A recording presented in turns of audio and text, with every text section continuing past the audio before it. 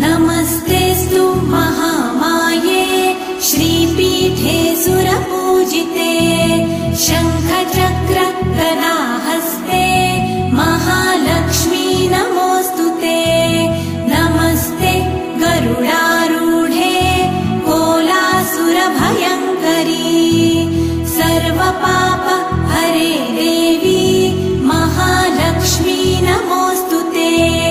महादेव्यै च विद्महे विष्णुपत्न्यै च धीमहि तन्नो लक्ष्मी प्रचोदयात्।